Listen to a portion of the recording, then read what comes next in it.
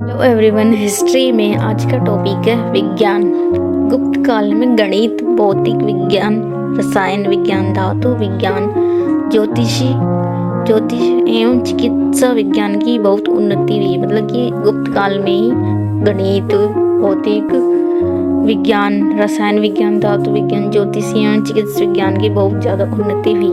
Next है दशमलव तथा शून्य का अन्वेषण गुप्त काल में ही हुआ। मतलब कि दशमलव तथा शून्य का अन्वेषण गुप्त काल में ही हुआ था।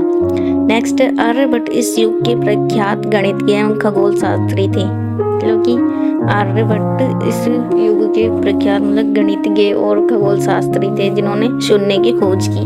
आर्यभट्टीय इनकी सुप्रसिद्ध रचना है जिसमें अंकगणित, बीजगणित, रेखा गणित की विवेचना की गई। आर्यभट्ट ने सूर्य सिद्धांत नामक ग्रंथ में प्रमाणित किया है कि पृथ्वी सूर्य का चक्कर लगाती है। मतलब कि आर्यभट्ट इस युग के मतलब खगोल शास्त्री थे और आर्यभट्ट इनकी सुप्रसिद्ध रचना है। मतलब कि आर्यभट्ट इनकी रचना है जिसमें मतलब कि इस रचना में अंकगणित, बीजगणित, रेखा गणित इन सब की विवेचना इन्होंने की है।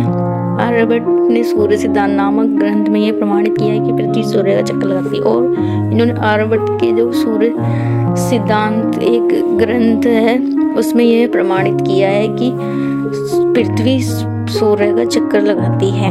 नेक्स्ट ब्रह्मगुप्त का ब्रह्मा सिद्धांत खगोल शास्त्र का एक प्रसिद्ध ग्रंथ है। मतलब कि ब्रह्मगुप्त का ब्रह्मा सिद्धांत खगोल शास्त्र का एक प्रसिद्ध मतलब ग्रंथ है। नेक्स्ट सुश्रुत और धन्वंतरी इस युग के प्रख्यात वेद थे। सुश्रुत और धन्वंतरी इस युग के प्रख्यात वेद थे। नेक्स्ट नवीनतम इस युग के प्रसिद्ध चिकित्सा पुस्तक है। मतलब नवीनतम इस युग की प्रसिद्ध चिकित्सा बुक है।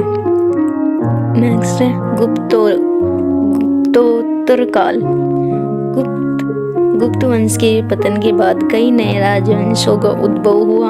उनमें मैत्रक, मौखरी, पुष्यभूति, परवर्ती, गुप्त और गौड़ प्रमुख हैं। इन राजवंशों में पुष्यभूति सबसे प्रमुख थे। मतलब कि गुप्त वंश के पतन के बाद मतलब उसके गुप्त वंश के खत्म होने के बाद कई नए राजवंश जो वंश थे राजवंशों का उदय हुआ और उनमें यानी कि मैत्रक, मौखरी, पुष्यभूति, परवर्ती, गुप्त और गौड़ प्रमुख है। ये प्रमुख थे और उनमें उन राजवंशों में सबसे महत्वपूर्ण पुष्यभूति थे।